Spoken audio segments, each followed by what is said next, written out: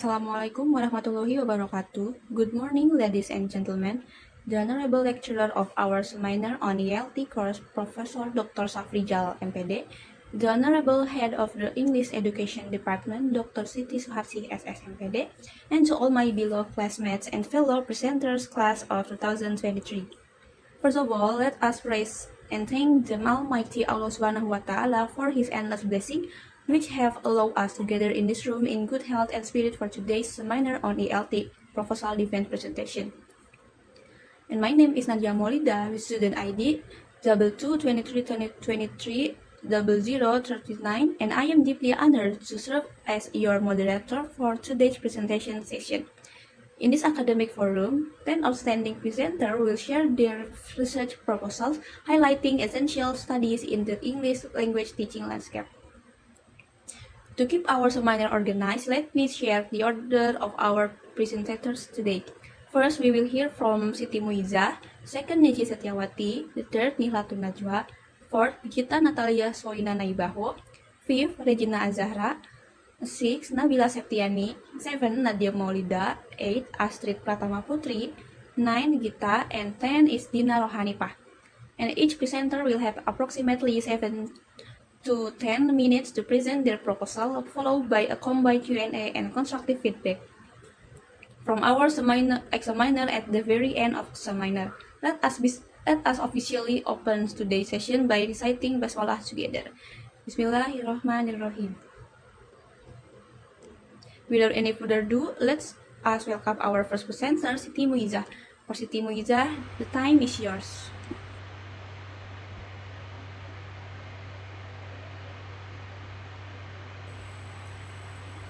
Thank you, moderator, for the opportunity. Good morning, Prof. Good morning, ma'am, and good morning for my beloved friends. Let me introduce myself. My name is Siti Muiza. My student number is 2223230077. I'm from class 6D, and today I would like to present my article entitled "The Use of English Fillers Among Universitas Sultan Hasanuddin Students in Classroom Presentation." Next slide, please. For the introduction, language is a tool for communication. Language is a bridge to communicate with people as a social creature. Expanding upon this, English has become the most important component of that bridge, acting as a university key that opens the door to global communication.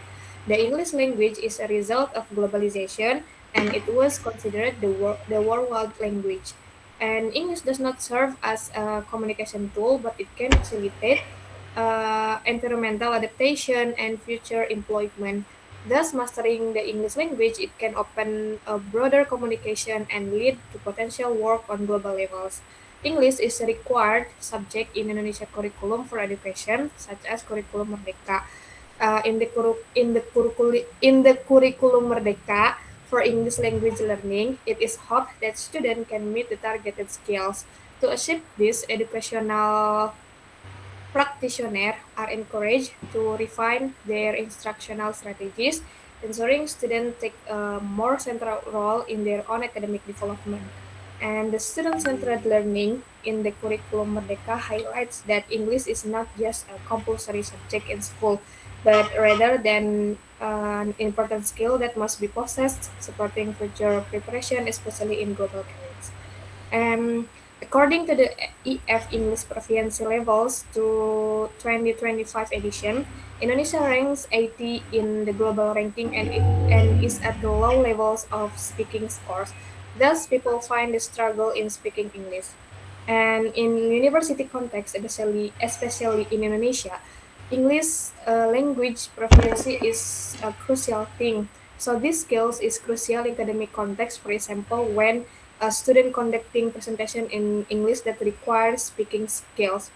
However, students often perceive speaking as difficult and challenging, such as stuttering, mental block, pronunciation, translation, nervousness, now low level confidence and fear of being judged by many people.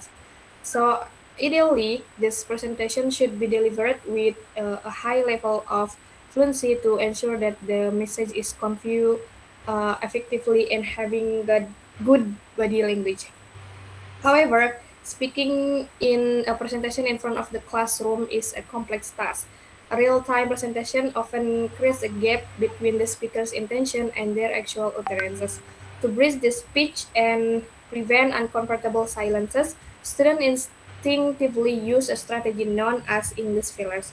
Types of English fillers can be classified into two divisions. First is lexical fillers, meaning that they are actual word and unlexical word, just sound and feel pause. When speaking English, people utilize words that contain pauses and fillers, such as well, you know, I mean, like, kind of, and other comparable phrases that are used to fill up pauses in speech or interaction.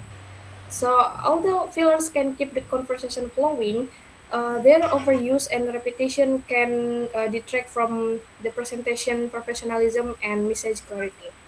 Next slide, please. Okay, for research gap,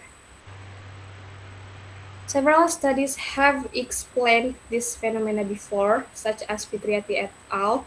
2021 found that advanced master students often experience difficulties in conversation, leading them to use fillers.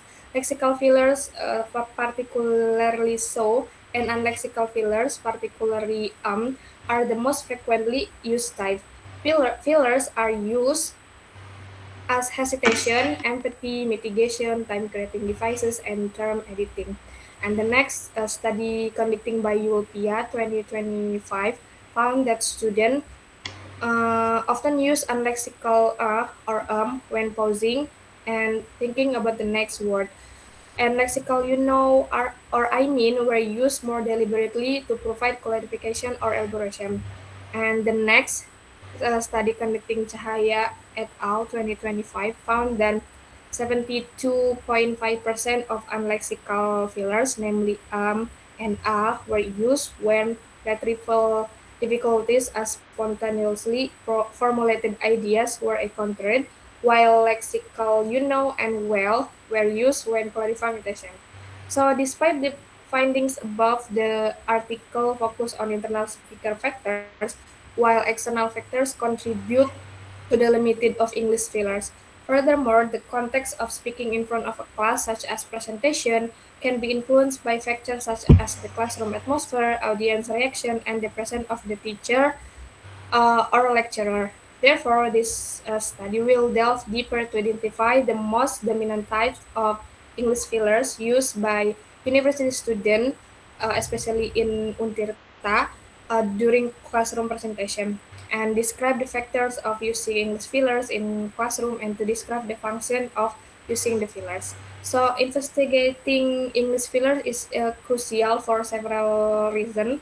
First, for students, understanding their fillers patterns can increase self-awareness and help them develop strategy to boost their confidence in speaking. Second, for educators, this study provide insight to the specific struggle student faces, allowing them to use appropriate learning techniques in speaking classes. Understanding this phenomenon is not just about fixing speech, but about mastering fluency and making communication in English more clear. Next slide, please. Okay, for literature review, some theory used in literature review first is speaking. Speaking is a productive skill in the oral mode. Speaking is one of the abilities that must be developed in addition to listening, reading, and writing when learning English. And according to Brown, 2004, speaking is a productive skill of constructing meaning that involves producing, receiving, and processing information. And in his book, Brown also wrote about the basic type of speaking, including imitative, intensive, interactive, and extensive. In the context of English language teaching or ELT, speaking is often considered the most essential skill to be mastered by students, and it serves as the primary tool for communication in both academic and social need. And the next is fluency. Fluency is the capacity to communicate with precision and communicativeness. Fluency is the capacity to speak for extended period of time without unusual pauses, to speak logically, to use semantically complex sentences, to have relevant things to say in a variety of circumstances, and to use language creatively and imaginatively.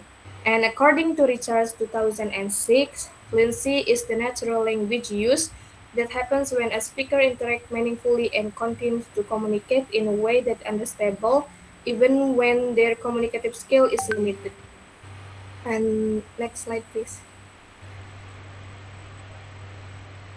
And the next is English fillers. A filler is conventional, overt, and autonomous indicator of hesitation that is utilized is disfluency and frequently serve additional discourse purposes. And fillers are markers that speakers use to fill in the silence during a speech or discussion as they consider when what to say next and refers as pause, fillers, or hesitation signal. And Ross 1998 brings the phenomenon of filled pauses into category. First is unlexical. Unlexical is vocalized in a variety of ways in the form of sound and has no meaning. Might be using phonetics combination such as u, and so on. And the second is lexical. Lexical is words that have lexical meaning but are used by the speaker only to fill time or pauses such as like, well, so, okay, let's see, and so on. And the next is classroom presentation. Classroom presentation is a common academic task where students deliver a speech or report on a specific topic. A student must gather the information, divide the content, and or report on specific topic. Additionally, students need to be courageous and used to speaking in front of large people. Oral presentation in the classroom indirectly help pupils develop their confidence and speaking abilities. And this aims to help undergraduates become more proficient and self-assured communicators in the target language. Next slide, please. Okay, for methodology used by this study for research design, this study employs a qualitative case study design as Creswell 2012 state that investigating a topic and gaining a true grasp of a key phenomenon are the hallmarks of qualitative research, which is appropriate for solving research issue where the variables are unknown and must thus be investigated. As a result, the main goal of the study is to give a true explanation of the main phenomena, which is student use of English fillers. And this study explores the complex ideas of fillers kinds, factor, and function within their presentation context rather than measuring relationship between variables.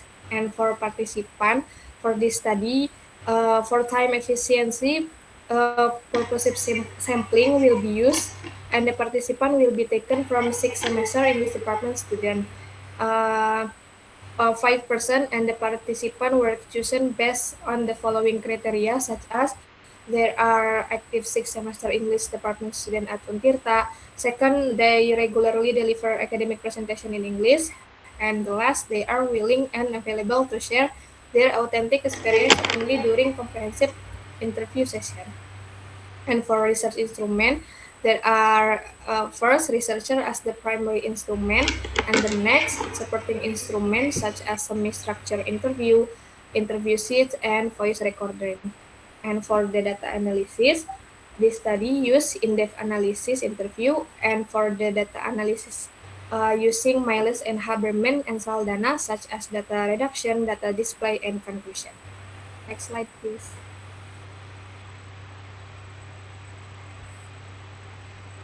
Okay, for findings and discussion, for participant, there are 5 participants selected to conducting on interview.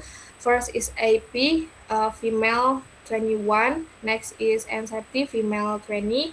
3 is GT, female 20. 4 NCT, female 21. And 5 HZ, male 20. And after conducting interview and then conducting coding, timing, and category, It found five major themes such as psychological factors, cognitive factors, types and function of fillers, perception, and strategies. Next slide, please. Okay, so the process of organizing a collection of informants allowing for conclusion to be drawn and action taken. Qualitative data presentation can be taken from of-knowledge text, field notes, matrix, graphs, uh, networks, and charts. So based on data reduction through coding and timing with five information, several themes were identified regarding the phenomena of filler used during English presentation in front of the class. So the first theme is psychological factors. Informant or participant agree that nervousness, anxiety about being monitored by lecturers or friends, trembling, and fear being judged were the main triggers for unconscious filler use. So informant AP mentioned a fear of being judged by others, while informant and Satya felt nervous when aware of the lecturers and classmates watching towards her. This aligned with the findings of Nihei et al. 2020, who state that the main mental barriers students face in speaking English are nervousness and fear of negative judgment. This finding also validates the study by Ahmad et al. To 2022 regarding a strong correlation between fear of oral presentation and student speaking performance. And the next theme is cognitive factors. Informants such as NCEPT, GT, and FZ often experience blanks or forget vocabulary in the middle of presentation. Their limited vocabulary forces their brains to work harder to process the target language or L2. Next slide, please.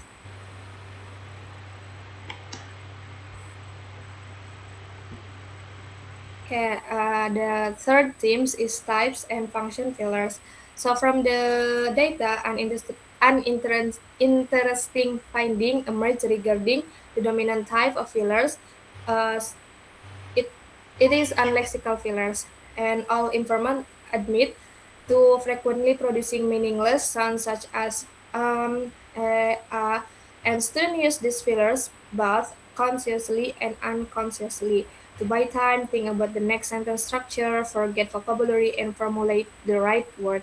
This classification aligns closely with Ross' 1998 theory, which divides fill pauses into unlexical, such as and lexical, such as like you know. This finding also support the classic study by Clark and Fox 3, 2002, which demonstrate that and are used by speaker as conventional signals that they are selecting words or planning the continuation of a sentence. So furthermore, these results support Ulpia's to 2025 research, which found that unlexical fillers function poorly as time creating mechanism for students. Next slide, please. Okay, for the fourth term is perception. So informants such as GT, NCTA, and FZ argue that the use of fillers during English presentation is a natural phenomenon, as it provides space to catch one's breath and provides time to find appropriate vocabulary before speaking. However, GT and Satya argue that excessive fillers make the speaker appear less confident. And the last theme is strategy. The informant explained the strategy they use to prepare for a presentation, including preparing the material as well as possible and creating a script containing discussion points to be presented. And furthermore, strategies used to minimize the use of fillers include training oneself to pause without using fillers, as well as increasing speaking practice and enriching vocabulary. Next slide, please. Okay, next is conclusion. Dominance of unlexical fillers sounds like and are the primary hesitation markers utilized by students in classroom in classroom presentation. Cognitive factors such as vocabulary limitations, sudden blanks, and intense presentation anxiety are root the drivers. Psychology, these cognitive barriers were close, closely related to internal anxiety, nervousness, When being watched by peers or lecturers, body tremors and lack of self-confidence. And filler function as necessary processing time devices, allowing students to avoid uncomfortable silences while formulating thoughts. Over-reliance on fillers can be mitigated through silent pause practice, extensive presentation, script preparation, and active vocabulary exposure. Next slide, please. Okay, that's all from me. Uh, Thank you for the attention. Back to the moderator. Okay, thank you, Moiza, for such an insightful presentation. It is an excellent start. Moving to our second presenter, Niti Satyawati. So, Niti, you may begin your presentation. The stage is yours. Okay, thank you, moderator. First of all, Assalamualaikum warahmatullahi wabarakatuh. Good morning, sir. First, I would like to thank you, our lecturer, Sir Safrija, and all the presenters today for the opportunity. My name is Niti Setiawati with student number ID 2223230099 from English Education Department, Faculty of Teacher Training and Education, Universitas Ketolan Budi Tayasa. Today, I'm going to present my research article entitled Sixth Semester Student Perception of English Movie with English Subtitle as a tool for vocabulary mastery. Next slide, please.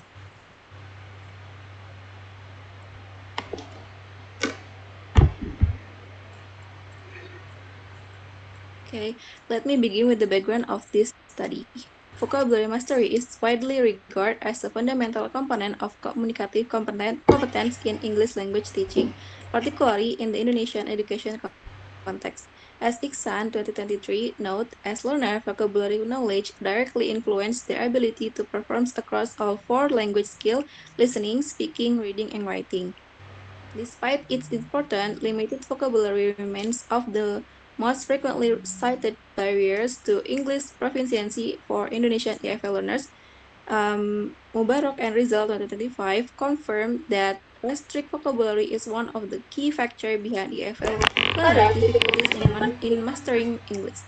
In response to these challenges, digital media, especially streaming platforms with subtitles, have emerged as promising supplementary learning research, as noted by Purwanti in 2024.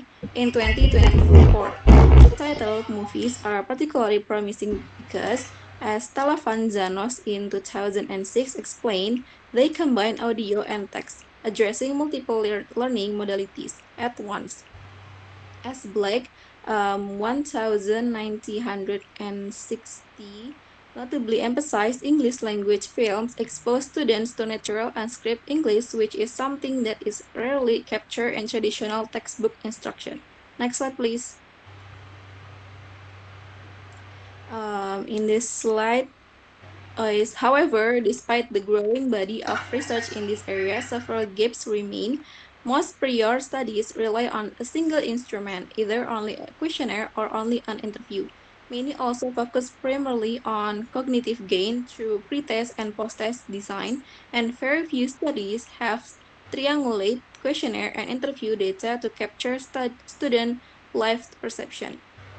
Therefore, this study has two aims. First, to explore six-semester student perception of English movie with English subtitle as vocabulary learning medium, and second, to understand the motivational factor driving their continued use of this medium for self-direct language learning. Next slide, please.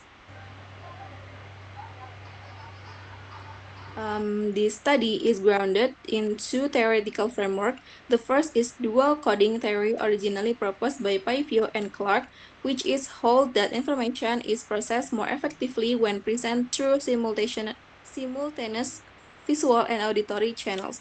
When applied to subtitle movie, learners active both verbal and nonverbal mental representation of word at the same time, depending encoding and enhancing memory retention.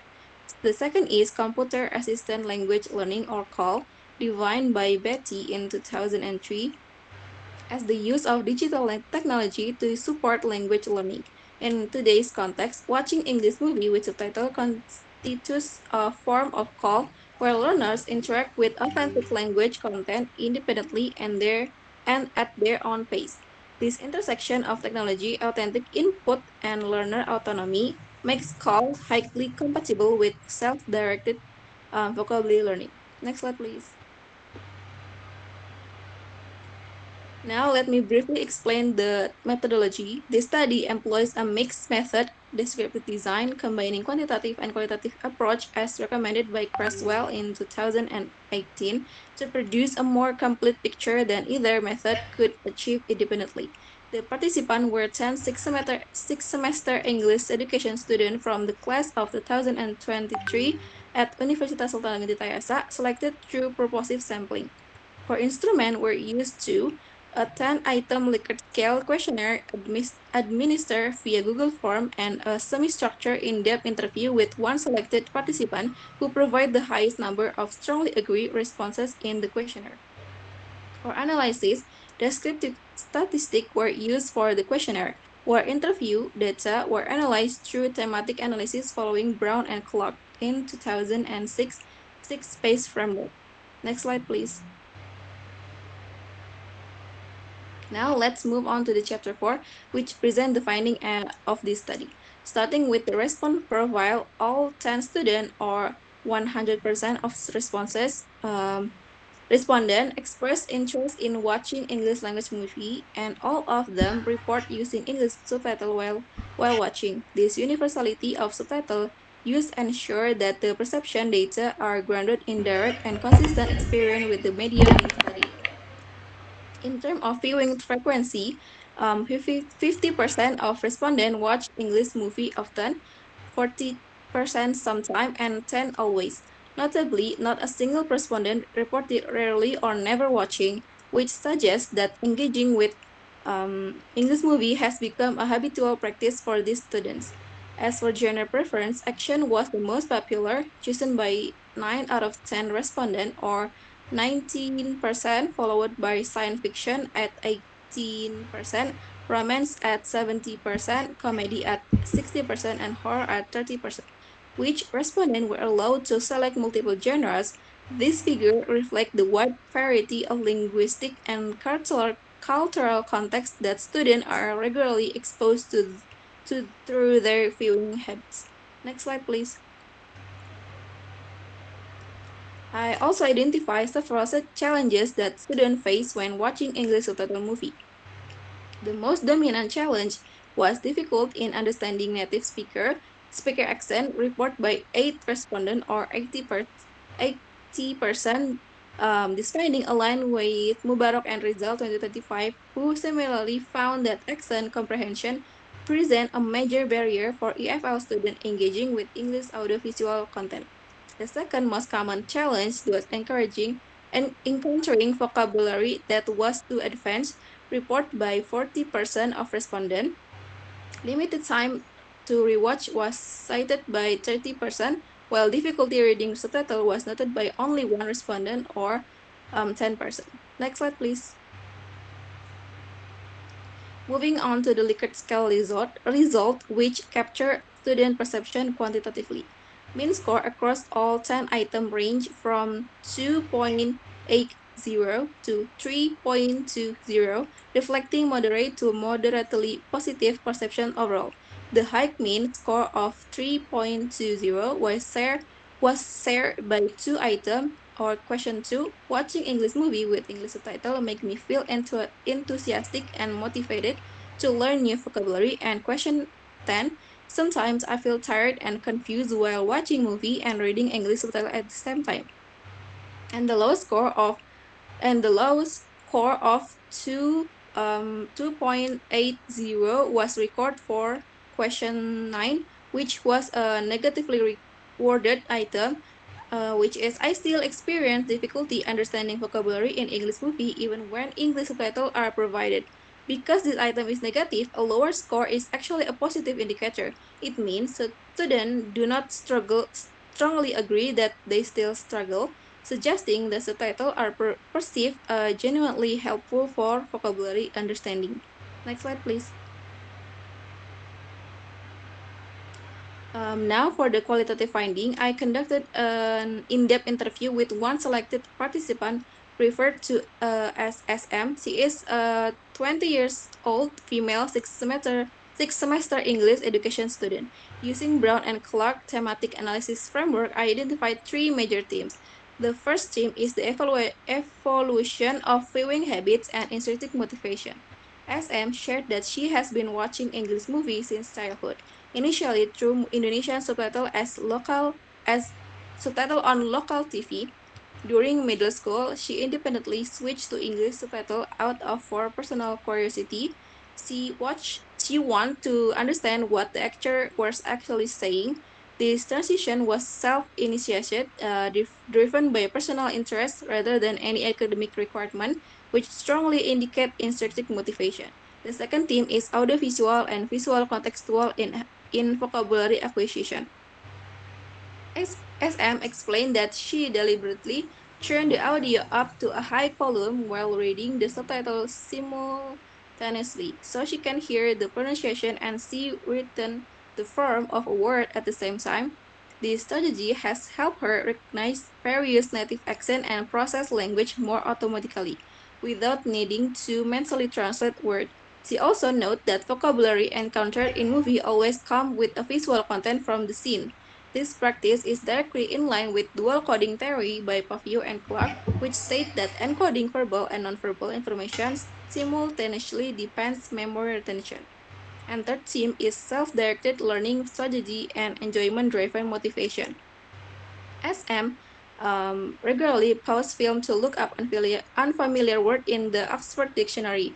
Rather than viewing this as interruption, she considered it as a key part of her learning process, which is demonstrating strong metacognitive awareness and learner autonomy. Beyond these strategy behaviors, SM also emphasized that watching movies provide her with stress relief and enjoyment, something that formal classroom instruction rarely offers. Next slide, please. Now we move to chapter 5, the discussion, where I connect the quantitative and qualitative findings.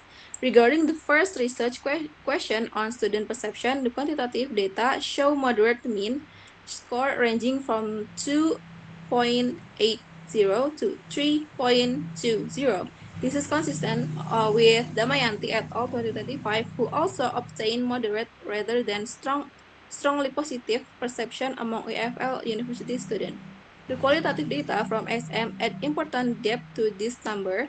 Her strategy of combining high-volume audio with active subtitle reading directly reflects dual coding theory by simultaneously processing language through both auditory and textual channel.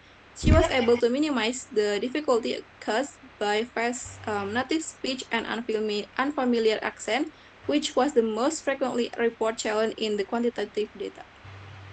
SM habit of pausing to consult the Oxford Dictionary also illustrated strong metacognitive strategy use and learner autonomy, which align with the broader vocabulary learning strategy literature as noted by Dennis 2020. For the second research question on motivational factor, the qualitative finding revealed that entertainment and personal interests are not merely side effect of movie watching, but are actually the core driver of continued engagement. This relates to the concept of affective filter. When learning feels enjoyable and stress-free, students become more receptive to a language input. This motivational pattern is also supported by the quantitative data, where no respondent indicated that rarely or never watch English movie, suggesting that this activity is already deeply embedded in their daily routines. Next slide, please. Finally, the conclusion. The study found that sixth semester students hold fairly positive perception of using English movie with English subtitle as a vocabulary learning medium, and they demonstrate strong intrinsic motivation to engage with this medium independently. The triangulation of questionnaire and interview data strengthened the validity of this finding, as both instruments reveal consistent pattern across quantitative score and qualitative narrative. However, the study has limitations that should be acknowledged.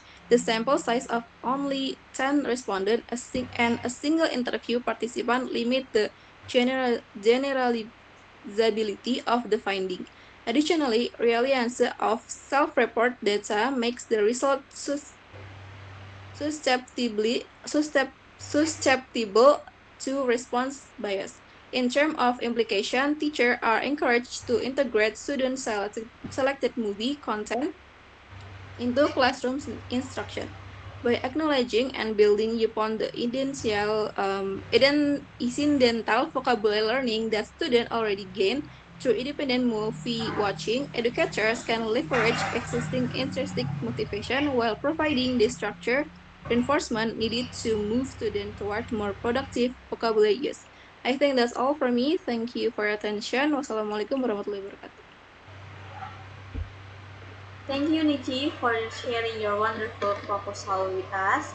Now, please welcome our third presenter, Nihla Tunajwa. To Nihla, the stage is yours.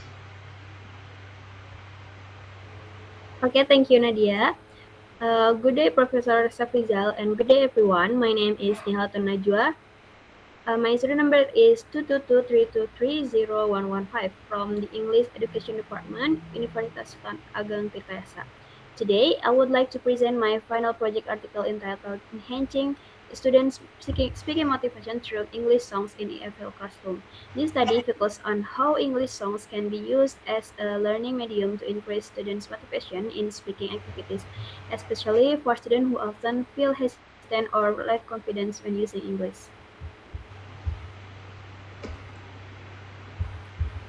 Okay, next is background. Speaking is one of the most challenging English skills for EFL students. In many EFL classrooms, students actually understand some English vocabulary and grammar, but they still hesitate to speak.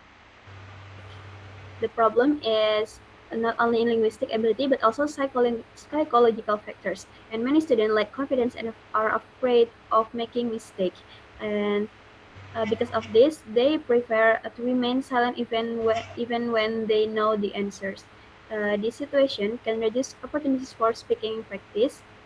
Uh, Low motivation causes students to be passive in speaking activities, and last is English songs can create a fun, relaxed, and interesting learning atmosphere.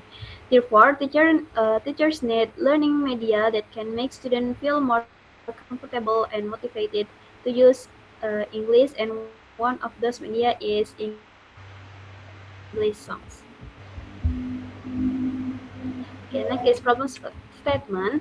There are three problem statements. The first is what is student motivation before using English songs, and what is student motivation after using English songs, and last is does the use of English songs have an effect on student motivation in speaking activities. And next is research objective of this uh, article. The first is to determine the level of student motivation in speaking activities before the use of English songs in instruction. The third is to determine the level of student motivation in speaking activities after the use of English songs in instruction. And the third is to determine whether the use of English songs can increase student motivation in speaking activities. And last is to explore the extent to which song use can be utilized as an effective tool in teaching student motivation in speaking English. And next is literature review. The first is motivation theory from Dornier 2008. Motivation is a key factor that influences student participation and success in language learning. Students with higher motivation tend to be more active, confident, and willing to uh, engage in speaking activities. In AFL learning, motivation encourages students to practice English and overcome challenges such as fear of making mistakes and also lack of confidence. And then English songs as learning media. English songs provide authentic language input, create an enjoyable learning atmosphere, reduce anxiety, and increase student engagement. So the grand theory of this uh, article is motivation theory by Dornier 2008. Next is English songs as independent variable. And the next is increase student speaking motivation as a dependent variable. These three concepts are connected. Speaking requires active participation from students, but active participation is strongly influenced by motivation. When students are motivated, they are more willing to take a risk and communicate in English. English songs are expected to support this process because they provide enjoyable exposure to language while reducing the pressure of an experience during speaking activities. Next is Next is the method. This study uses a quantitative method with pre-experimental design. Specifically, it applies as a one-group pre-test and post-test design to measure changes in students' motivation before and after the treatment, according to Sugiono 2018. I selected the design because I wanted to measure student motivation before and after the treatment using the same group of participations. This allowed to me to observe whether any changes occurred after the implementation of English songs. Since the focus was on measuring changes numerically, a quantitative approach was considered the most appropriate. And for participation, as junior high school students, approximately 10 until 15 students, using a purposive sampling. Okay, next is pre-test results. Before the implementation of English songs, students showed a relatively moderate level of speaking motivation. Many students were hesitant to participate in speaking activities because they lacked confidence and were afraid of making mistakes when speaking English. After the Sorry. The pretest result indicates that several students has relatively low motivation scores. This suggests that before the treatment, many students were not fully confident in participating in speaking activities. Some students showed hesitant when using English and preferred to avoid speaking tests. These results support the idea that speaking motivation remains a challenge in many EFL classrooms. Next is post-test result. After implementation of English songs, students demonstrate higher level of motivation in speaking activities. They become more enthusiastic, actively participated in classroom discussion, and showed greater willingness to use English during learning activities. After the implementation of English songs, most students showed improvement during the learning session. Students appeared more relaxed and willing to participate. They were more comfortable expressing ideas and interacting with their classmates. This change was reflected in the increase of their post-test scores. Looking at individual scores, most students experience improvement after the treatment. For example, student FB score increased from 23 and to 41. Well, student H score increased from 22 to 40. This improvement indicates that students who initially had lower motivation levels showed considerable progress after uh, participating in song-based learning activities. Although although one student experienced a slight decrease and another showed only a small increase, the overall trend demonstrates a positive impact of English song on student speaking motivations. Okay, next is comparison result. Per sample t-test compare pre-test the first mean is 28.5 and post-test mean 38. The result indicate an improvement of 9.5 points after the implementation of English songs. This increase suggests that students become more motivated to participate in speaking activities. But based on the table, the main score increased from 26 and point 0.5 to 38 in the post-test. This meant there was an improvement of 9.5 point after the implementations. In other words, the use of English songs contributed positively to students' willingness to engage in English learning. Next is hypothesis testing. A paired sample t-test was conducted to examine the effect of English songs on students' speaking motivations. Since the significant value 0.002 is lower than 0.05, the null hypothesis was rejected and the alternative hypothesis was accepted. Therefore, English songs had a significant effect on student speaking motivations. The paired simplicity test produced a significance value of 0.002. Since this value is lower than 0.05, the difference between the pre-test and post-test score is considered statistically significant. This means that the improvement in student motivation was unlikely to occur by change and was associated with the implementation of English songs during the learning process. And next is discussions. The findings in the first is interactive text, lyric completion, sing-alongs, and discussion encourage active use of English. And pronunciation practice, rhythm and repetition support natural pronunciation and memory retention for several students. And the third is lower anxiety. Uh, Music creates a less threatening environment, lowering the affective filter from the students. The findings indicate that English songs contributed positively to students' speaking motivation. Song created a more enjoyable learning atmosphere, reduced students' anxiety, and encouraged them to participate more actively in speaking activities. In addition, song help students become more familiar with English pronunciation and expressions, which increase their confidence when communicating in English. There are several possible reasons why English songs were effective. First, song expose students to English in a natural and enjoyable way. Second, song create a less stressful learning environment compared to traditional speaking activities. Third, students are already familiar with music in their daily life, so they tend to respond more positively when songs are used in the classroom. These factors may explain why students become more motivated after the treatment. Okay, next is conclusions. Based on the findings of the study, it can be concluded that the use of English songs had a significant positive effect on students' speaking motivation. The main score increased from 28.5 in the pre-test to 38 in the post-test, and the statistical analysis showed a significance value of 0.002. This finding suggests that English songs can be effective medium for motivating students in participate in speaking English.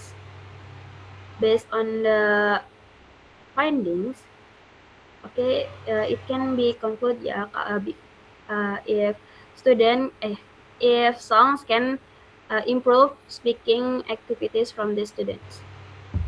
Next. Okay, the last is suggestion. English teachers are encouraged to integrate English songs into classroom activities to create a more engaging and motivating learning environment. Students are also encouraged to use English songs as a learning resources to improve their confidence and speaking practice. Future researchers might conduct similar studies with larger samples or investigate the effect of English songs on other language skills. Okay, thank you for your attention. Back to moderator. Thank you, Dila, for your great presentation. Next, let us welcome our fourth presenter, Brigitta. To Brigitta, please present your work.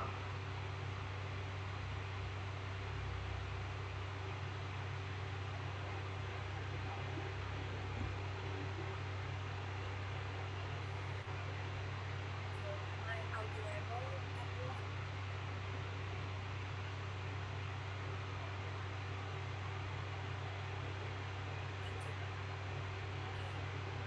Good morning, everyone. It is an honor to be here today in this presentation. I'm going to share a study titled The Correlation Between Foreign Language Listening Anxiety and Listening Comprehension Achievement. This research was conducted by me, Brigitta Paliafunani Bako, and my student number is 222-323-0058 from the English Education Department at Sultan Paisa University. Next slide, please.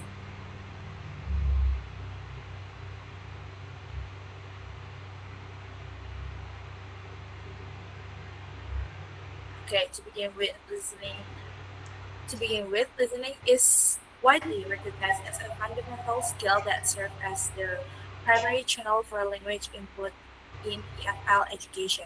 However, it is often perceived by students as the most difficult skill to master. This difficulty stems from its transient nature and the complex real-time cognitive processing required, unlike reading, where learners can control the pace and read passages. Listening leaves little control over the speed of input, creating a high pressure environment that easily triggers anxiety. Next slide, please.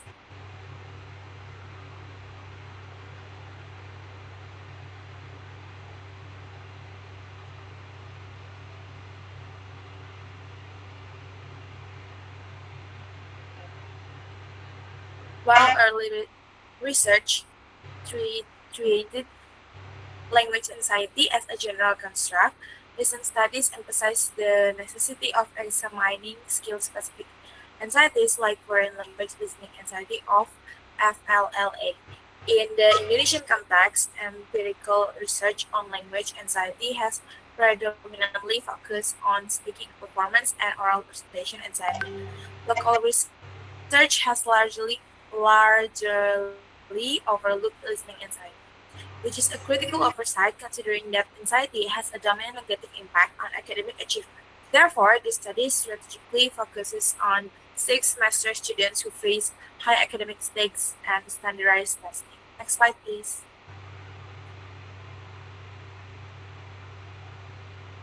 Okay. The effective filter. Let's look at the theoretical framework. Successful listening relies on two primary models: bottom-up and top-down processing. Bottom-up processing builds meaning from sounds to sentences, which anxiety often disrupts when students get stuck on a single unknown word. Top-down processing involves predicting meaning based on context, but anxious learners often fail to utilize this because their cognitive resources are entirely consumed by words. Next slide.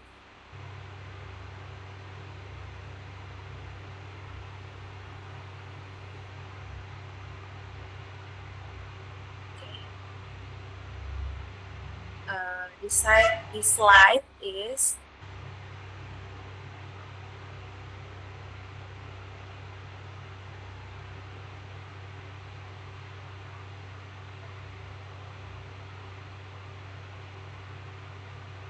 moving on the methodology.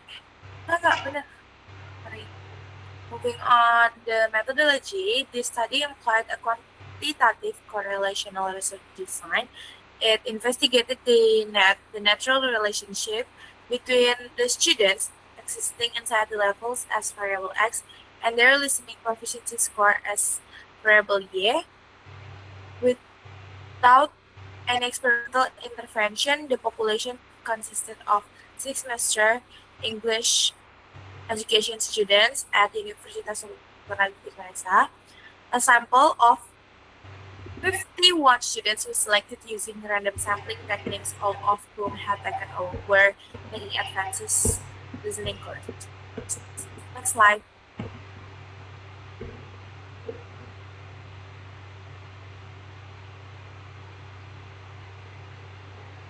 Yeah, this is the research instruments.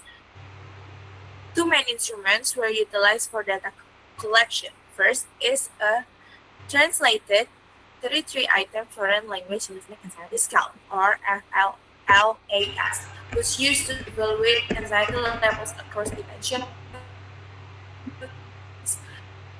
like tension, lack of confidence, and cognitive interference.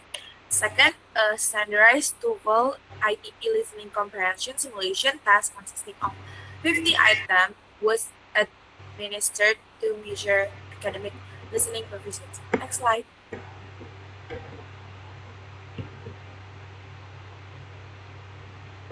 So this is the findings, listening anxiety levels.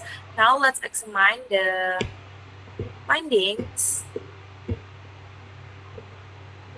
regarding the students' listening anxiety levels. The descriptive analysis showed a mean anxiety score of 119.16 based on the distribution. So a small minority of 9.80% of students fell into the low anxiety category. The largest percentage, which is 68.63 experience a medium level of anxiety. Meanwhile, 21.57% of the students exhibit high anxiety levels.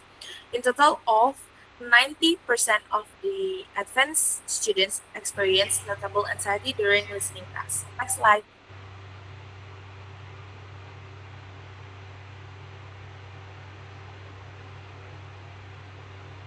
And this is findings listening and achievement and hypothesis testing for variable W.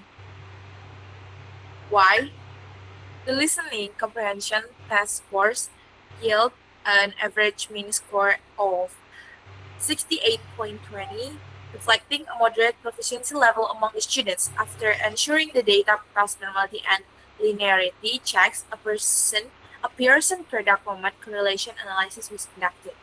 The statistical analysis produced a correlational coefficient of negative 73 uh, with a value of less than 0.001. Because the significance value is lower, the null hypothesis was rejected, confirming a statistically significant strong negative correlation between the variables. Next slide.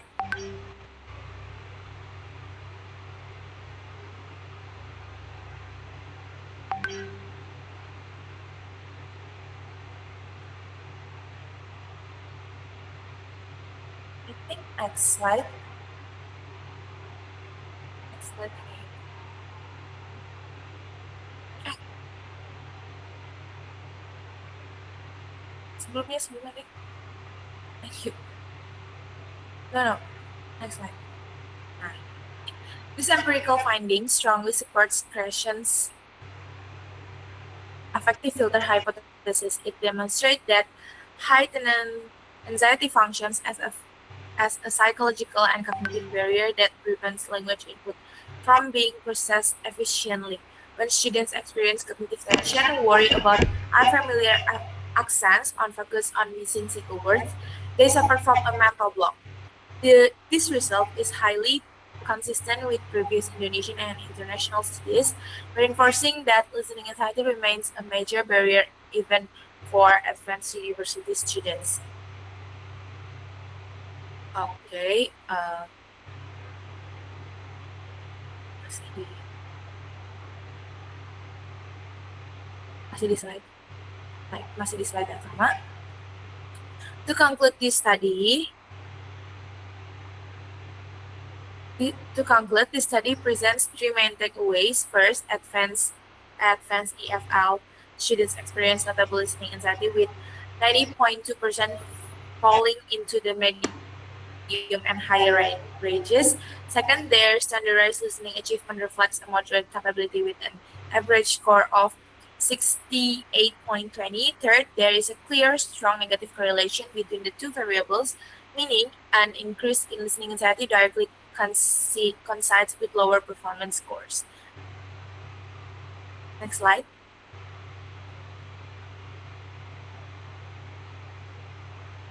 Okay, so this is the cognitive block.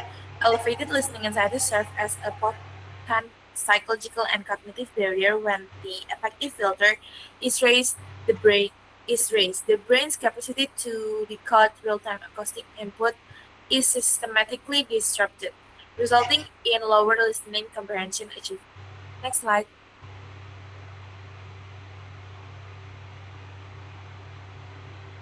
Okay, based on this conclusion, several pedagogical recommendations are proposed. First is for lecturers. Lecturers are encouraged to adopt anxiety mitigating strategies such as integrating extensive listening methods through interactive materials like podcasts and establishing supportive environments. Second is for students or learners. Students should practice effective self-regulation strategies to manage emotional distress and shift away from word-for-word translation toward top-down processing. And lastly, for future researchers, can use this data as a baseline to explore explicit metacognitive training interventions. Next slide. Okay, everyone, that's all from me. Thank you very much for your time and attention. I am now open to any question you may have. Next presentation.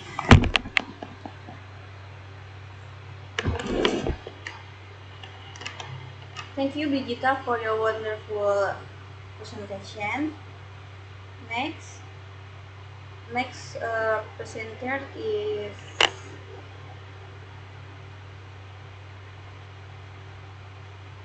next presenter is Regina Azahra. For Regina Azahra, time is yours.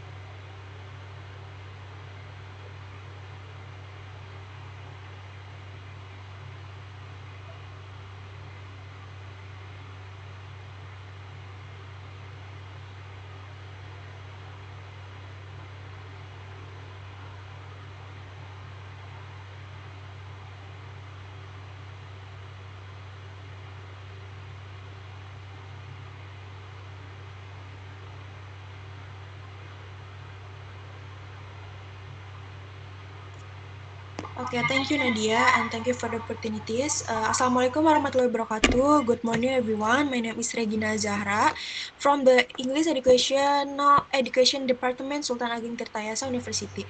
Today I would like to present my research entitled Exploring Student Perception of Social Media as a Learning Research and its Contribution to Communication Skill Development. This study explores student perception of social media as a learning research and its contribution to communication skill development and the types of social media activities that support English language learning.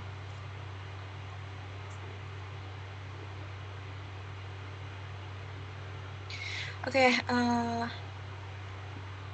for the table contents in this presentation, I will discuss four main sections. The first is the introduction, the second is the literature review, the third, the research methodology, and the fourth is finding, discussion, and conclusion. Next slide. Now I will begin with the chapter 1, which is the introduction.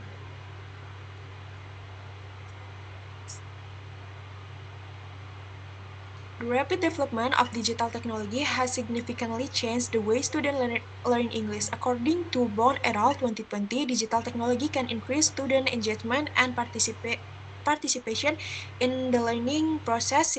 Similarly, Dawan 2020 state that digital technologies create flexible learning environments that allow students to access educational research anytime and anywhere. According to Green How et al. 2021, social media helps learners collaborate and exchange information, while Al-Arif 2021 found that social media can actively facilitate English language learning. In English language learning, communication skills are very important because learners need to develop speaking, listening, reading, and writing abilities. Mangka 2020 explained that communication skill developed through meaningful interaction and authentic language use. Likewise, Octaviani et al. 2022 found that digital media can help students improve their speaking and writing skill through interactive learning experience. Uh, Although many previous studies have discussed motivation, engagement, vocabulary development, and academic achievement, only a few studies have focused on student perception of social media and its contribute to communication skill development. This research gap became the main reason for conducting this study. Next slide.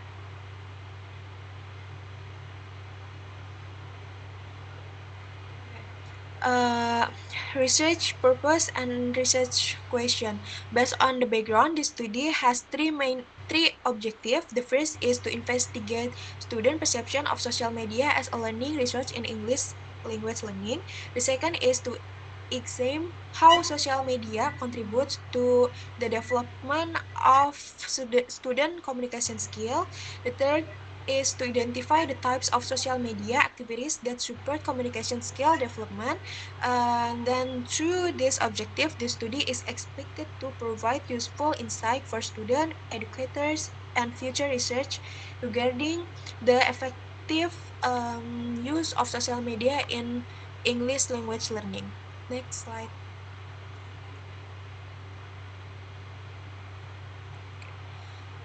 Next, I will discuss the literature review. This section focuses on three main concepts. The first is social media in education, communication skills, and student perception.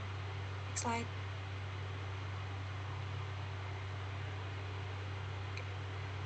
The first concept is social media in education. According Greenhow et al. 2021, social media serves as an interactive learning environment where learners can collaborate, interact, and construct knowledge together. Meanwhile, Bond et al. 2020 and the one 2020 explained that technology-based learning promotes flexible learning because students can access educational research anytime and anywhere.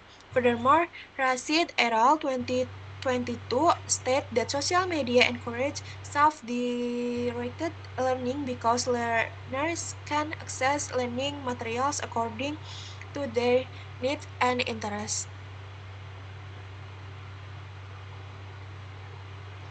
The second The second concept is communication skill. According to Manka 2020, communication skill involve understanding and delivering message through speaking, listening, reading, and writing. These skills develop best through meaningful interaction and authentic language exposure. Similarly, Al-Arif 2021 found that social media provides authentic language material, while Octaviani et al. 2022 shows that social media can improve student speaking and writing skill. And the final concept is student perception. According to Bond et al. 2020 and Rashid et al. 2022, student positive perception toward technology influence their engagement and willingness to use digital learning tools effectively.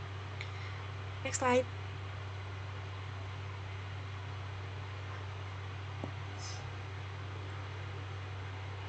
For the next is research methodology.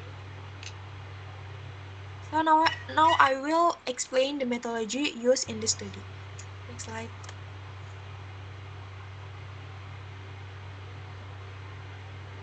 So this research employ a qualitative descriptive design because the purpose was to gain a deeper understanding of students' experience, opinions, and perception regarding social media use in English language learning. The study involved two students from the English education study program who frequently use YouTube, Instagram, and TikTok for learning English.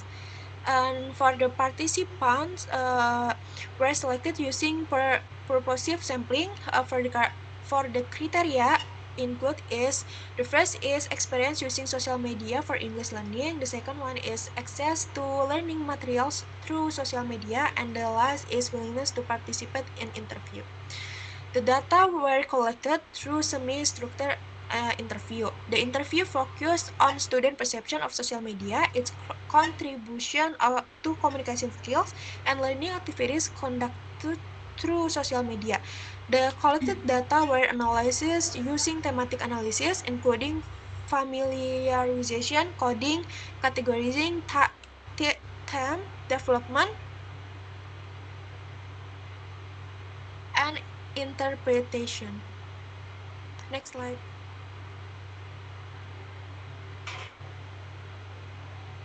Okay, so the next slide, I will present the findings and discussion of this study. The findings are organized into three main sections: student perception, communication skill development, and social media activities. Next slide. Okay, the first finding concerns student perception of social media as a learning research. The result shows that both participants had positive perception towards social media. They view social media as accessible, practical, flexible, and enjoyable. They also believe that learning through social media was easy and more interesting than traditional learning methods. The participant explained that educational materials could be accessed anytime and anywhere. In addition, visual elements such as videos and animation help them understand listen more actively. These findings support the ideas of Bond et al. 2020 and Dawan 2020, who emphasize the flexibility and effectiveness of digital learning and environments. Next slide.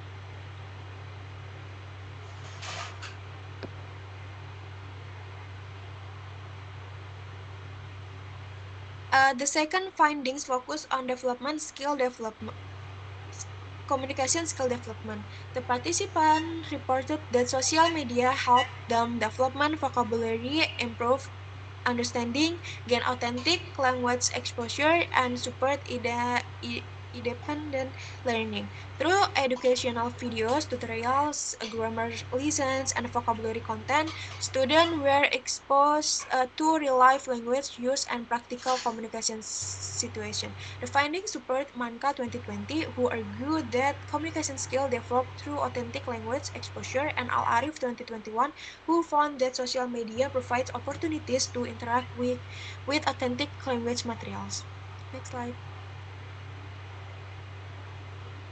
Okay, the next slide is social media activities and challenges. The study also identifies several learning activities conducted through social media.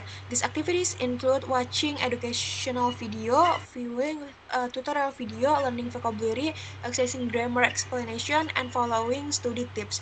The participants said that video and animation help them understand concept more easily and increase their engagement during learning. However, some challenges were also identified. The first challenge is distraction because entertaining content may reduce student focus on learning. The second challenge is information credibility because not all information available on social media accurate or reliable. Therefore, students need digital literacy skills to evaluate information critically. Next slide.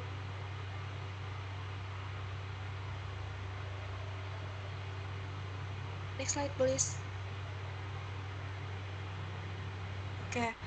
For the conclusion, the findings indicate that students generally have positive perception of social media as a learning resource. Social media is considered accessible, flexible, engaging, and helpful for learning English. The study also found that social media contributes to communication skill development through authentic language exposure, educational content, and opportunities for independent learning. The most common learning activities include watching educational video, tutorials, vocabulary lessons, and grammar explanation. Despite its benefits, social media also present challenges related to distraction and information credibility. Therefore, students should develop uh, digital literacy skills when using social media for educational purpose. Because this study involved only two participants, future research should involve large sample and explore specific social media in more detail. Next slide. That's all for me. Wassalamualaikum warahmatullahi wabarakatuh. Waalaikumsalam warahmatullahi wabarakatuh. Thank you, Regina, for your presentation. Up next, I would like to call upon our sixth presenter, Nabila Septiani. To Nabila Septiani, the time is yours.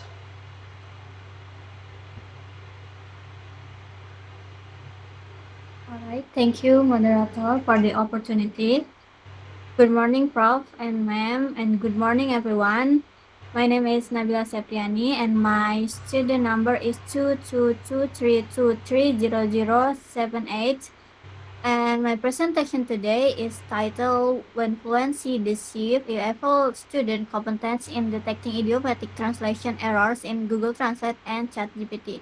This research looks at how well English education students can spot translation mistakes when AI tools translate Indonesian idioms.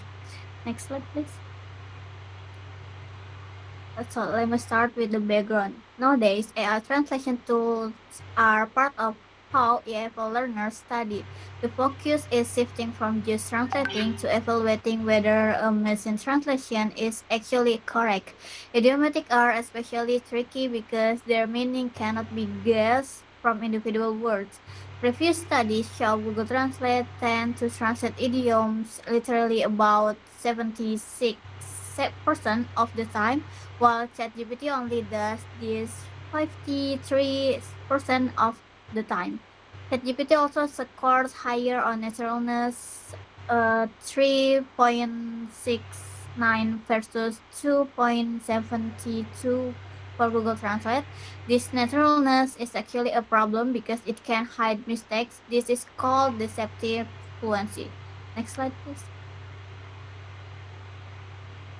So the research gap is this no study has measured how accurately EFL students can detect idiomatic translation errors, specifically comparing Google Translate and ChatGPT. So this study asked three questions. First, how accurately can students detect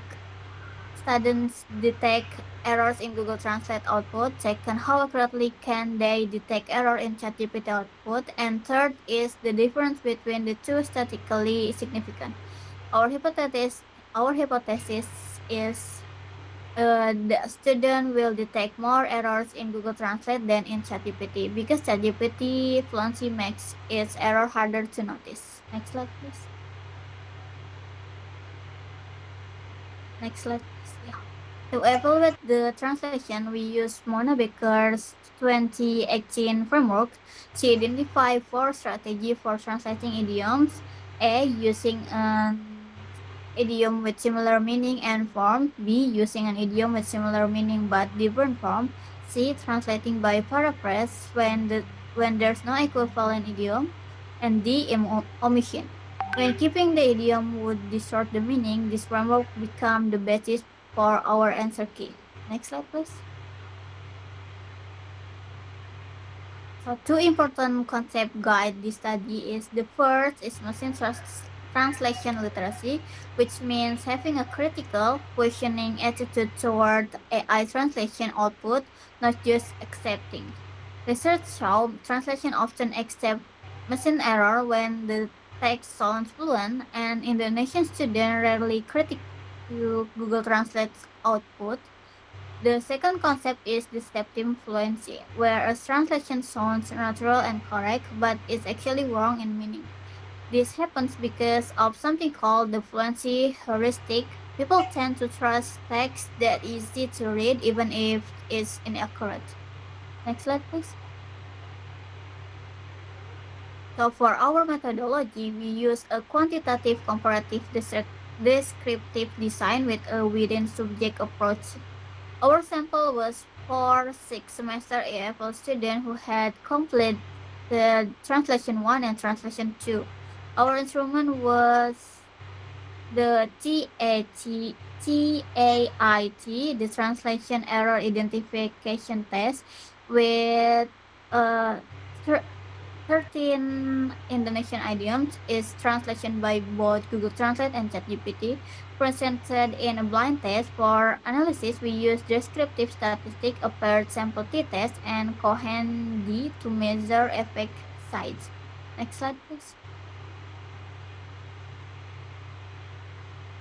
So here's how the test work. Students read 13 Indonesian idiomatic sentences. For each one, they compare to and label English translation, one from Google Translate and one from ChatGPT. They judge its translation as accurate, partially accurate, or inaccurate, and identify which Baker strategy error occur, if any.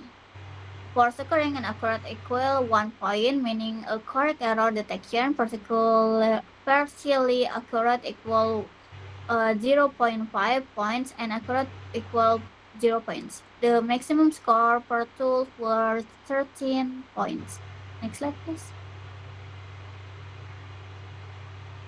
Now let's look at the result. For Google Translate, the mean demand detection score was 6.225 out of 13 with a standard deviation of 0.87. For ChatGPT, the mean was much lower, only 1.38, with standard deviation of 1.89. As you can see in the chart, there's a big gap between the two bars. Students were clearly much better at catching Google Translate errors than ChatGPT errors. Next slide, please. So looking at individual student, the patterns is very consistent. Every single participant score higher on Google Translate than on ChatGPT. To be an SM both at B1 level, score 0 on ChatGPT detection and a score 1.5, and G, who is at C level, scored the highest on ChatGPT with 4.0, and still even G detected almost twice as many Google translate errors, 7.0 compared to ChatGPT errors. This suggests that higher frequency help, but it doesn't completely remove the deceptive fluency effect. Next slide, please. So this chart breaks it down item by item. For 4 item, batang air, masak air, termakan pengajaran, and bertukar akal, student detected 100% of Google Translate errors, but only 0% to 25% of ChatGPT error for the same items.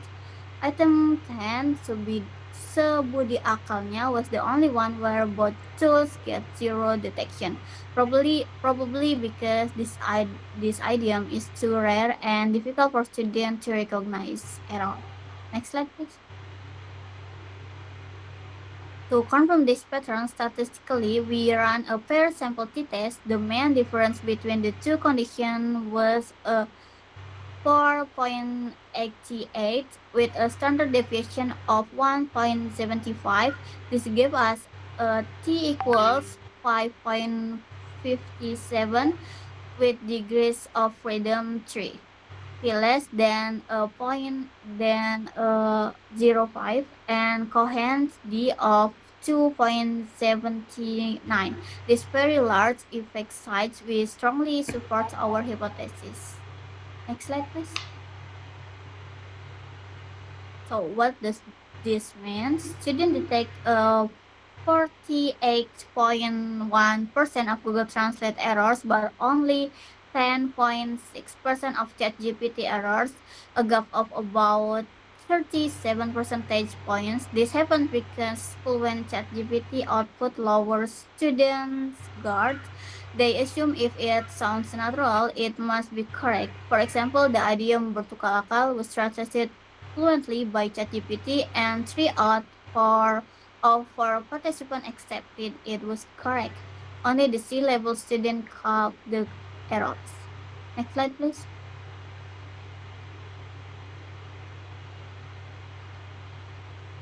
So on the other hand, Google Translate literal translation actually helps students because the English sounds odd or unnatural. It was easier to recognize as wrong, but this also shows a serious implication. Trained students still miss about 89% of ChatGPT errors. If trained students miss that many, untrained user in real life will likely miss even more. This is why we recommend adding post-editing tasks using AI output into translation curriculum. Next slide, please. So to conclude, we can now answer our 3 research questions. First, student detect Google Translate error at a rate of 48.1%. Second, they detect ChatGPT errors at only 10.6%. Third, this difference is statistically significant, supporting our hypothesis that ChatGPT deceptive fluency makes error harder to detect. Next slide, please. So based on this finding, we recommend adding LLM specific post editing exercise, building empty literacy modules focused on culturally embedded in the job, and using blind test exercise in the classroom. Of course, this study has a limitation. Our sample size was only 4 students, and the instrument had used 13 items. Future research should use a larger sample, cover more idiom categories, and test whether explicit empty literacy training improves ChatGPT error detection. Next slide, please. Okay, that's all from me. Thank you very much for your attention. Back to the moderator. Thank you, Nabila, for your presentation. Okay. Now it's my turn to present. Now, move to the next presentation. There is me, Nadia Maulida.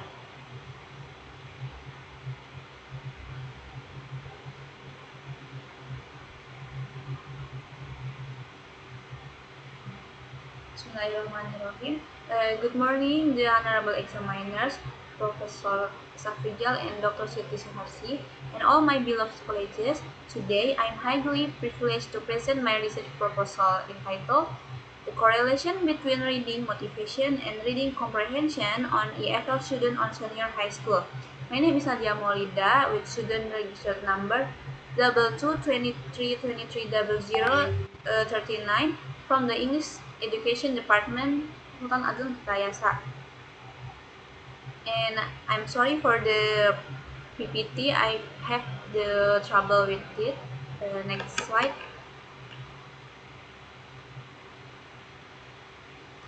Okay, let us look at the background of this study. In today's globalized era, English reading comprehension is the primary gateway for EFL students to access world knowledge. It is a highly active, multi-layered cognitive process where readers build meaning by connecting text signal with their background knowledge. However, our real-world conditions show a systematic literacy crisis. According to the PISA 2022 scores, Indonesian secondary students rank near the bottom globally in reading. In high school like SMA 1 Kabupaten Serang, students raise major obstacle in processing narrative or expository materials, and historically, educators try to address these difficulties by focusing solely on structural mechanics like teaching grammar rules and vocabulary size. But this over-focus completely neglects the affective domain. And according to Guthrie and Wakefield's engagement model, reading motivation is the actual psychological engine of literacy. Without motivation, even students with adequate cognitive tools will avoid reading, limiting their own academic development. Next.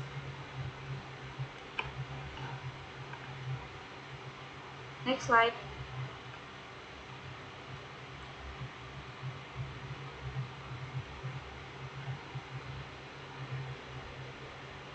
Uh, Research questions. Oh yeah. Based on this contextual gap, I have formulated the primary research question for the study. Is there a statistically significant correlation between reading motivation and reading comprehension among Indonesian 10th grade EFL students at SMAN 1 Kabupaten Serang? And for the statistical hypothesis, there is null hypothesis, there is a statistically significant correlation between reading motivation and reading comprehension, and alternative hypothesis, there is a statistically significant positive correlation between reading motivation and reading comprehension. Next.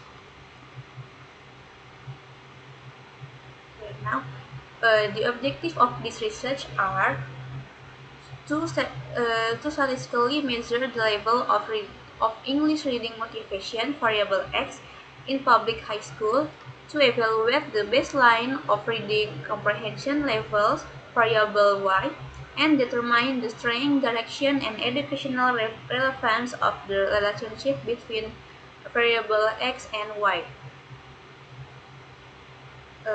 And the significance of the study is double-sided for EFL teachers. It offers empirical proof to shift their instruction from born translation structures to engagement-driven approaches. For EFL learners, it helps them build a reading self-efficacy and find intrinsic curiosity rather than studying simply to pass exam. Okay, next slide.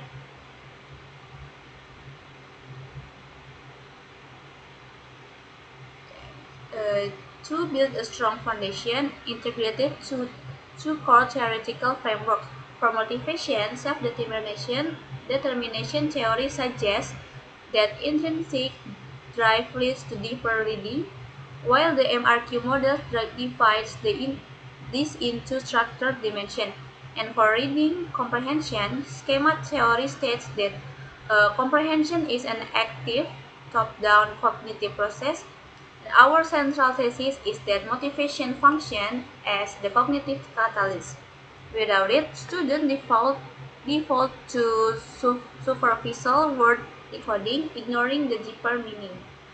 Next slide.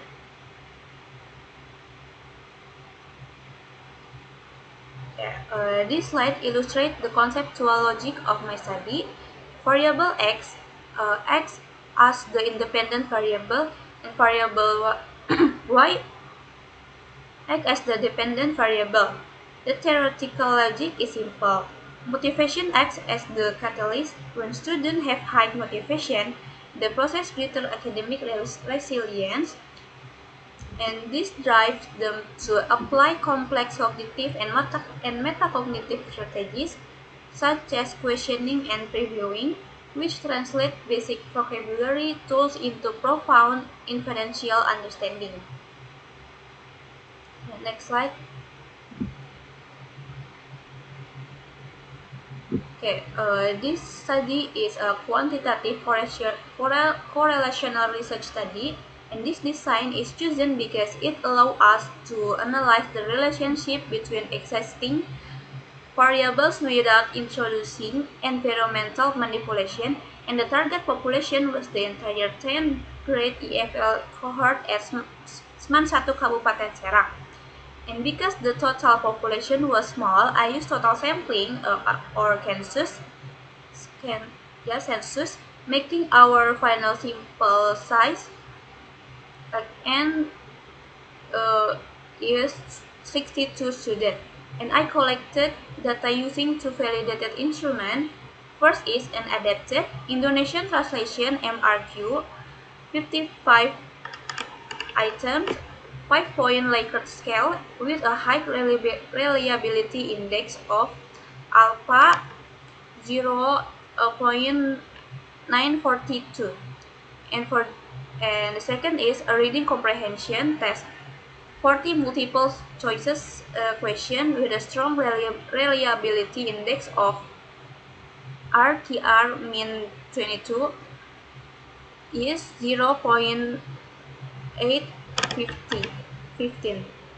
All data was analyzed using descriptive and inferential statistics via SPSS version 26. Next slide. Okay. Let us look at the empirical findings. In the table 1 is summarized our descriptive baseline profiles. The mean score for reading motivation or variable X was 184.52 and showing a moderate to high motivation level. And the mean score for reading comprehension or variable Y was 71.45 and showing moderate reading performance. Next slide. Okay. And before conducting correlation tests, prerequisite assumptions were met, and both sets follow a normal distribution according to the Shapiro web test motivation. And you can see from the table, reading motivation, the value is 0.2, 4, and 5, and for the reading comprehension the value is 0.118.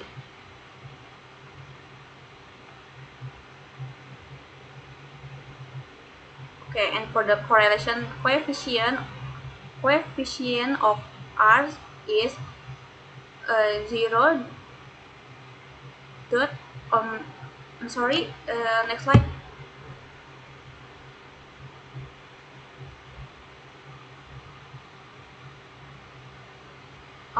Next slide.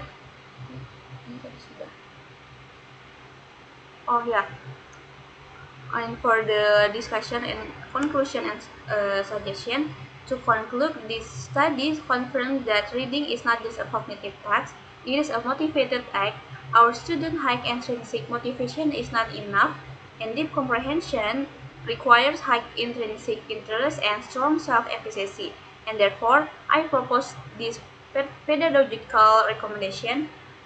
The first is for EFL teachers to integrate motivational strategies in reading classes, build student self-efficacy by using scaffolded reading tasks, starting with simpler passages to build confidence, and introduce text choices to build autonomy. And the last is for the future researchers is to conduct mixed methods research to explore qualitative factors and use larger multi-regional sample size across Banten to increase generalizability.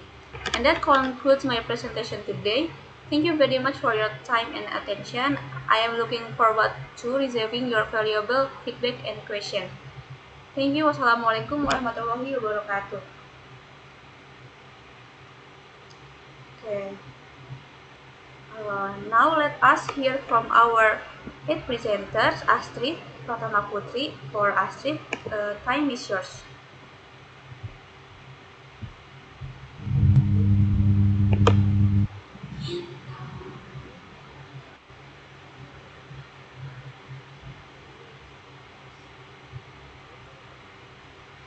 Today I will present how languages help students to learn listening skills. Next slide, please.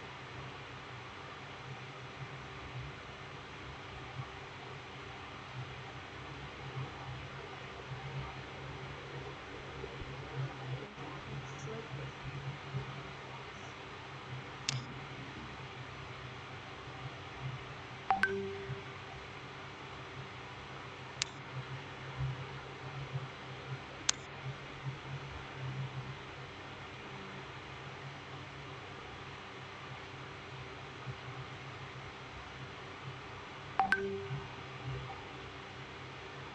Okay, let's start with the background. Listening is the key skill in language acquisition, but university students still face big challenges. According to previous studies, these include high speaking speeds, accent variation, and lack of authentic material. Traditional methods often make students anxious. Therefore, I believe songs can offer a humanistic medium to lower this anxiety and create a flexible learning environment. Next.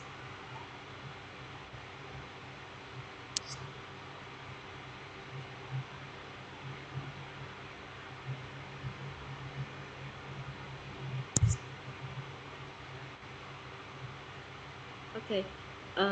To address the gap in qualitative evidence for adult learner, this study focused on three research questions.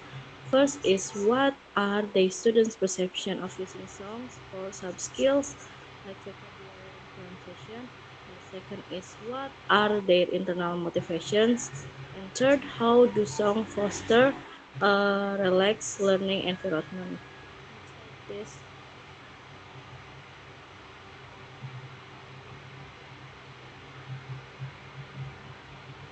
Next is the theoretical framework. I look at two aspects, the cognitive process and the affective filter. Okay, the first is cognitively listening involves active mental process like bottom up and top down mapping. Next is psychological based on Salihat and Utami. Song help to reduce anxiety and lower the affective filter, which allows students to absorb language input much better. Next slide, please.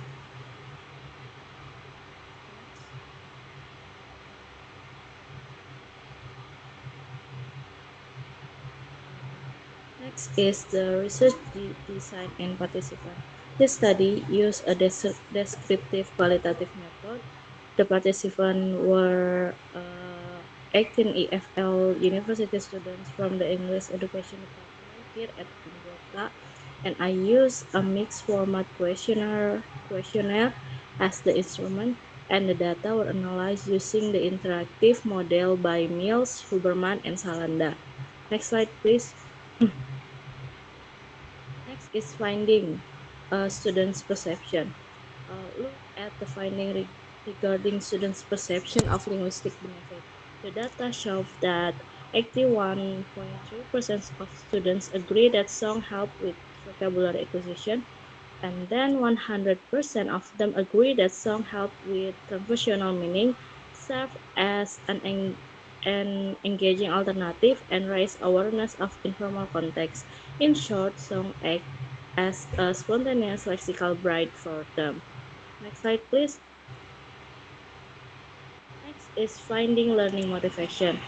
So for learning motivation and affective factor, 100% of students agree that song increase their interest. We can also see that 87.5% agree that song foster autonomous learning habits outside the class and active participation, while 75% felt enhanced confidence. This proves that songs transform academic obligation into productive, recreational activities. Next slide.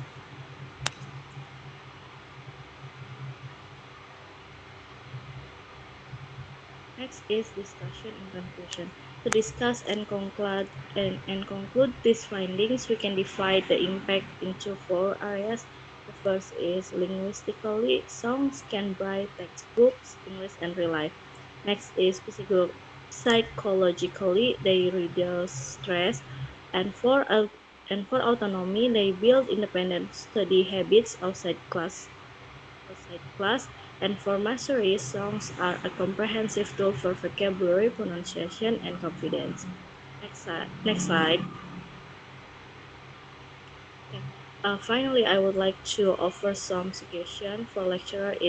It is highly recommended to integrate music for low anxiety input, and for the students, please utilize song for yourself in indirect learning strategy, and for future researchers, this study can be expanded to genre specific music.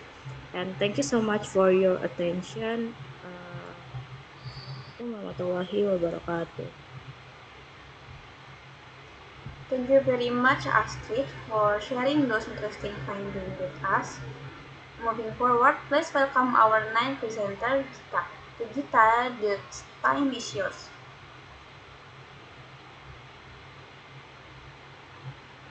All right, thank you for the moderator for the opportunity. So, first of all, good morning. My name is Gita from English Education Department, of course, at Sultan University. Here, I'll be presented my article research. The title is Student Perception: The Role of AI-Powered Conversational Agents in Reducing Speaking Anxiety and Enhancing Oral Proficiency. Next slide, please. So come to the introduction. The first is we all know that speaking is considered the ultimate goal of language learning, but for EFL learner, it also the most challenging skill. Many students experience what we call foreign language speaking anxiety or FLSA, a fear of making mistakes, being judged, or simply speaking practice altogether, which only makes things worse. And then the opportunities come with AI as a promising opportunity. Of course, AI-powered conversational agents can serve as patients and non-judgmental practice partners and available every time and everywhere. AI also uses ASR or automatic speech recognition and NLP natural language processing, sorry, for dynamic conversation. Next slide, please.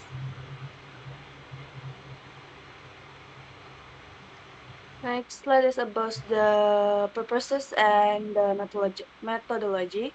Explore the purposes of the study is explore how university students experience practicing English speaking with AI-powered conversational agents, focusing on speaking anxiety reducing and oral proficiency enhancement. The study used a methodology of qualitative approaches, and I conducted the study with semi-structured interview with two university students who regularly use AI tools for speaking practice, including Elsa Speak, Meta AI, Gemini, and Duolingo. The data was then analyzed using thematic analysis to uncover pattern in their experiences and perception. Next slide, please. And then after the interview conducted, I found six key of themes that can be analyzed. The first is emotional condition of the student, like anxiety, physical reaction, fear of judgment. And the second is about use of AI, like the AI apps and how students engage with this AI in daily life. Then the perception of AI, like is it more relaxed the practice speaking with AI or vs human, and the awareness of AI and the monotonity. The fourth is about effectiveness of AI, like pronunciation, vocabulary, and anxiety relief. The fifth is about learning preference, that student is preference with AI practice or human practice, and then the advantage and limitation of AI, like the flexibility and the lack of nonverbal training of the AI. Next slide, please.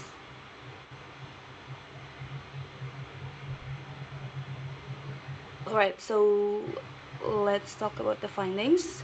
Here, the first finding is about the personal condition and anxiety. Both participants reported significant speaking anxiety, like first described physical symptoms, shaking, shuddering, and my breath being out of control when speaking in front of others.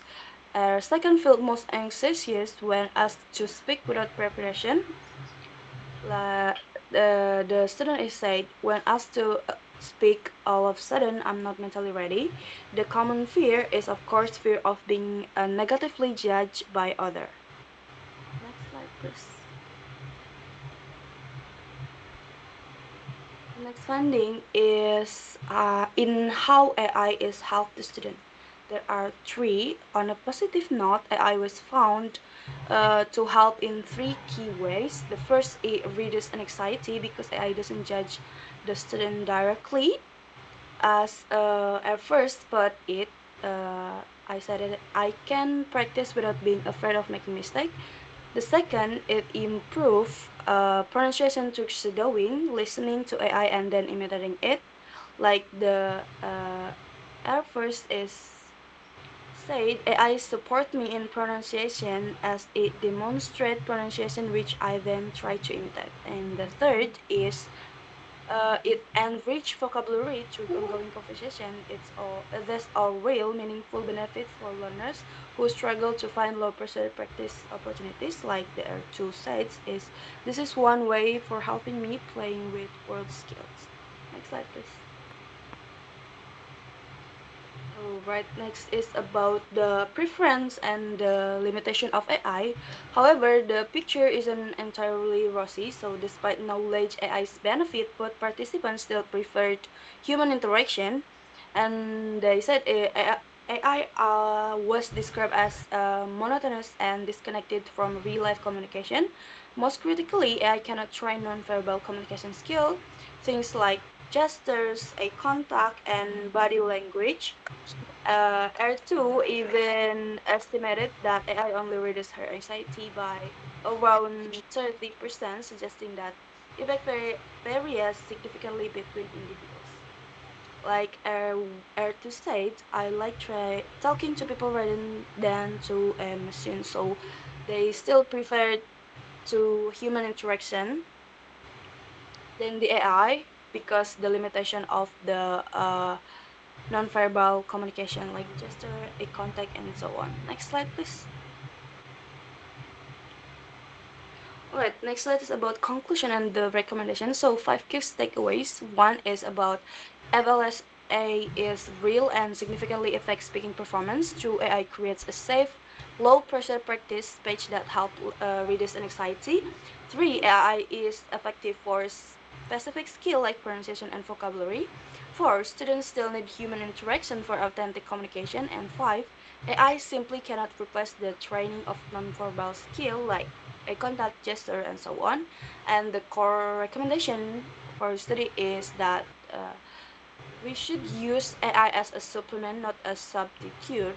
So educators should integrate AI as an early practice platform or a confidence builder before students engage in a real human interaction. Next slide, please. All right, so let me close this presentation. So AI is a bridge, not a destination. It can give the able learners the initial confidence boost they need to start speaking, but through communicative competence, they'll develop through genuine human connection. Thank you so much for your attention, and thank you so much for listening to me. That's all for me. I'm really sorry if there's any mistake from my word and my action. Assalamualaikum warahmatullahi wabarakatuh. Thank you. Waalaikumsalam warahmatullahi wabarakatuh. Thank you, Gita, for your great presentation. And finally, let us invite our 10th and final presenter. That is Dina Rohanifa. To Dina, time is yours. Okay, good morning everyone, the honorable lecturer and all the participants. Thank you very much for being here today.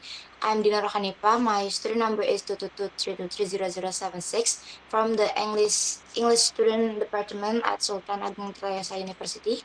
Today I want to present my research paper. The title is Intrinsic versus Extrinsic Motivation in EFL Academic Performance. Next slide, please. So, okay, in language learning, research often focus heavily on cognitive ability. However, recent studies prove that emotional and psychological factors are just as important. Among this, motivation is one of the single strongest prediction of success. Next slide, please. To understand how motivation works, my study relies on two core theoretical framework. The first is self-determination theory by Ryan and Deci.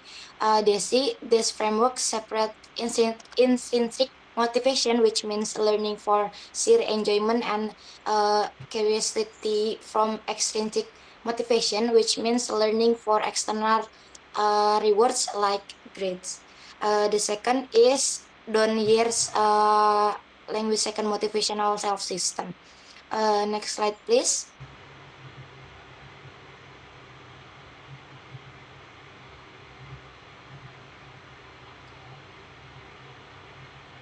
Nah, okay, based on this theory, this study addressed two main research questions.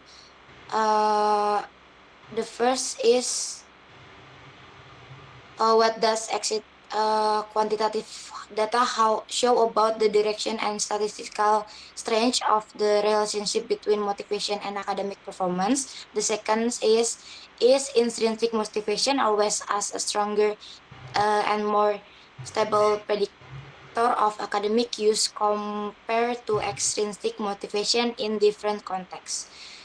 So to answer this question, I use systematic quantitative review method. This approach ensures highly transparent, objective, and replicable process. I search major academic database and select 24 peer review studies. uh, our stretch. Next slide, please.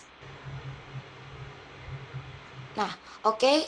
For our stretch criteria include only qualitative and mixed method, study in English as a foreign language or English as a second language environment, where motivation was measured against objective academic metric like grade point, average, class grades, or standardized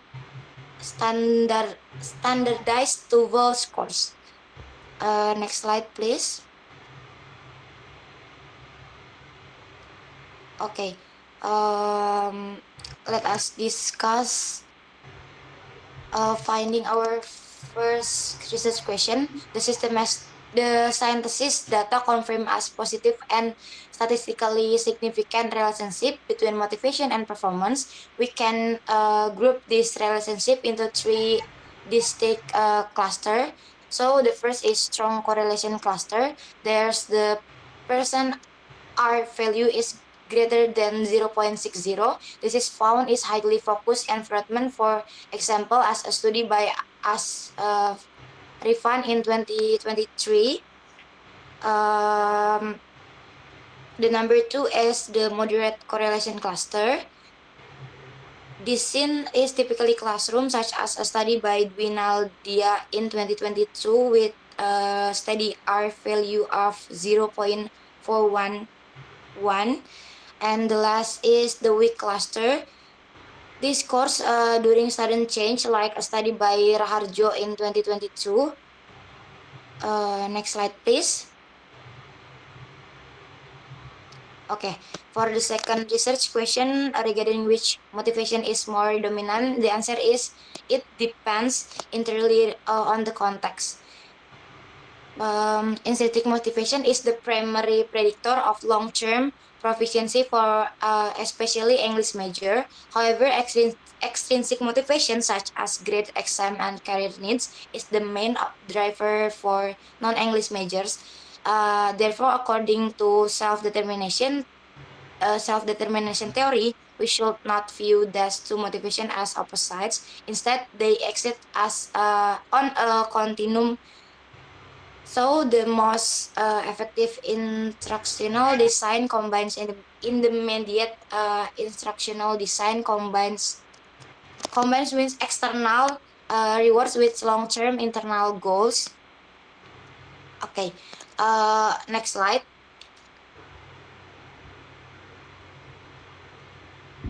Here's the bagan. Okay, next slide. Okay, to conclude my review, present two fundamental takeaways. First is motivational and academic performance share a highly stable and positive link. Second, while intrinsic motivation drives advanced language major, extrinsic motivation successfully weights general education students. Next slide, please.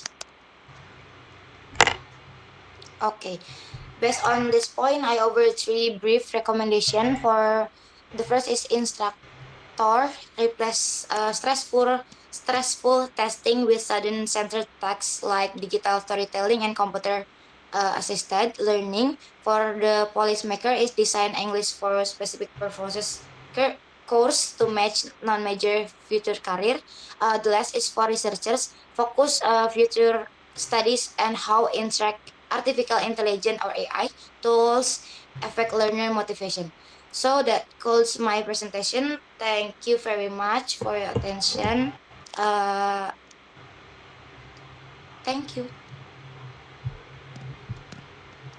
Thank you very much, Dina, for wrapping up our presentation with such a strong and engaging topic. Okay, we move to the next session is Q&A, question and answer for the who want to give a question, please raise your hand and tell your question and say it for who the question is delivered.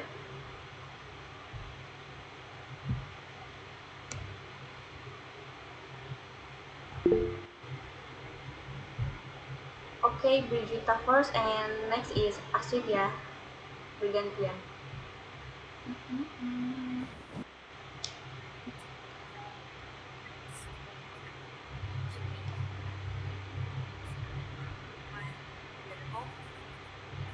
Brigita, your voice is not clear. We can hear you.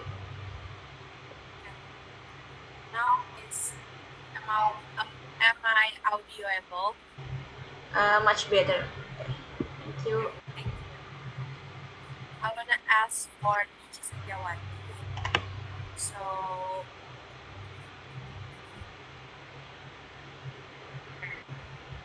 in the in the introduction, you mentioned that one of the research gaps in your studies is the lack of data triangulation between questionnaires and interviews.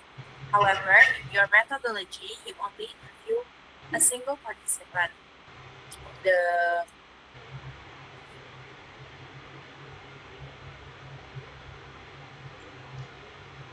titlenya SM. Do you think one informant is methodologically sufficient to achieve valid triangulation and to generalize the lived perceptions of all six master students in your department? Jelas itu pertanyaannya.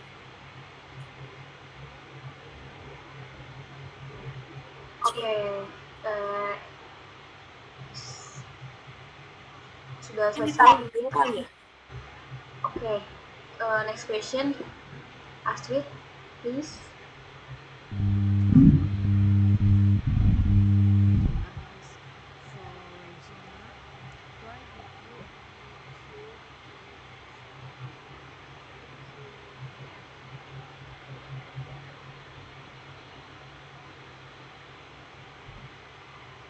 Okay, pardon Astrid, your voice is not clear. We can hear your voice. You're not audible.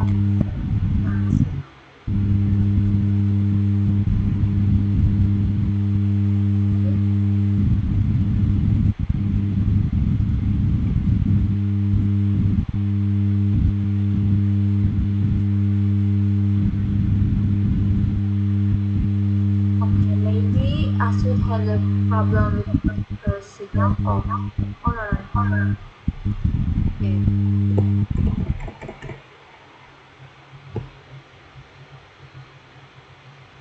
Okay, maybe the question from Nikita boleh dijawab sekarang oleh Michi sambil menunggu pertanyaan dari Astrid karena Astrid sedang terkendala dengan sinyalnya.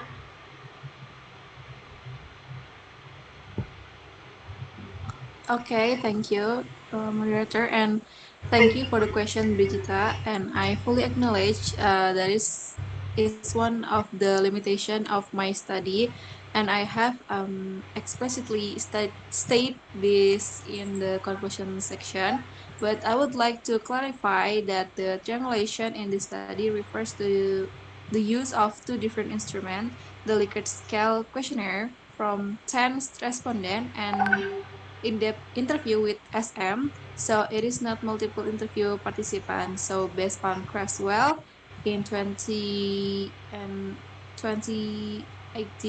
combining quantitative and qualitative data enhance the credibility of finding because numerical pattern can be interpreted through participant life experience.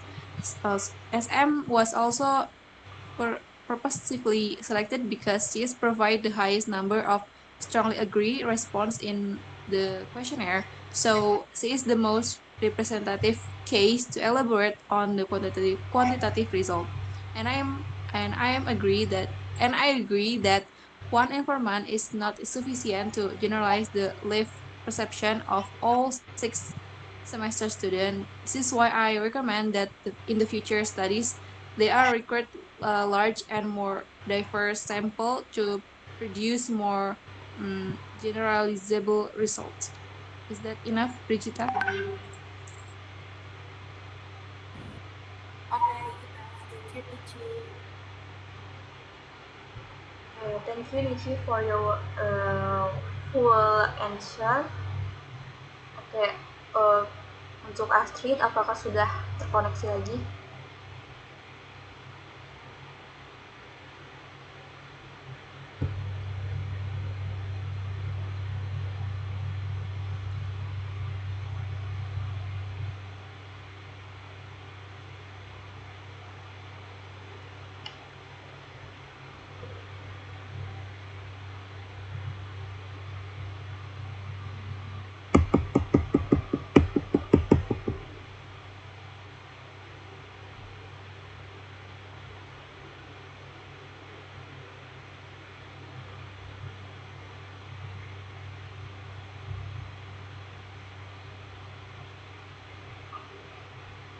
Okay, so Astrid sent her question in the message box. The question is for Regina. The question is, why did you only choose two participants? Okay, for Regina, you can answer this question. Time is yours.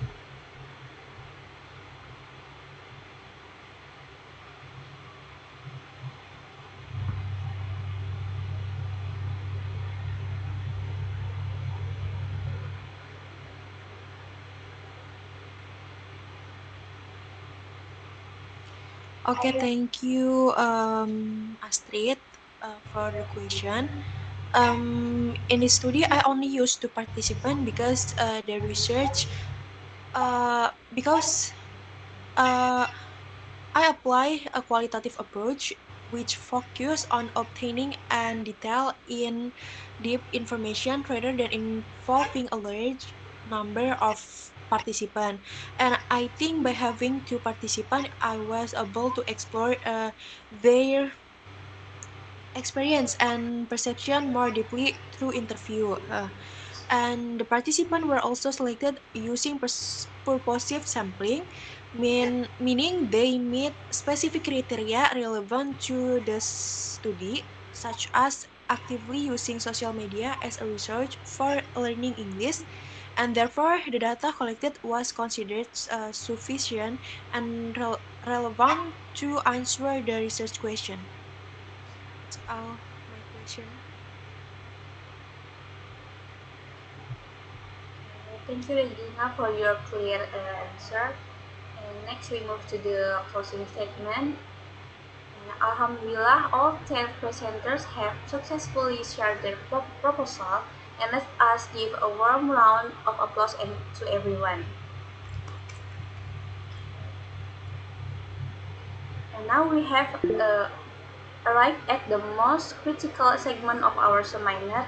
We highly value the constructive feedback, corrections, and expert guidance from our examiners to help us refine and improve our research draft. And first, I would like to invite our esteemed seminar on ELT lecturer, Professor Dr. Safijal MPD, to share his expert comments and feedback. To Professor Dr. Safijal, the floor is yours. Free memory. Thank you very much, Professor Dr. Safijal MPD, for your highly valuable insight and notes. And we have recorded your suggestion, and they will surely strengthen our manuscripts. Next, I would like to warmly invite the head of the English Education Department, Dr. Siti Soharsi, SSMPD, to deliver her comments and feedback. To Dr. Siti Soharsi, SSMPD, please welcome. Free memory. Thank you very much to Dr. Siti Soharsi for your constructive evaluation and kind encouragement. We are truly honored by your wisdom today. Okay, so friends, we have finally reached the end of today's academic program.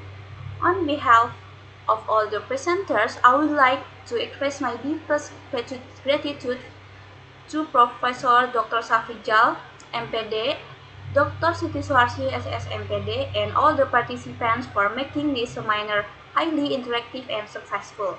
Let us close this session by reciting Hamdalah together. Alhamdulillahirrahmanirrahim.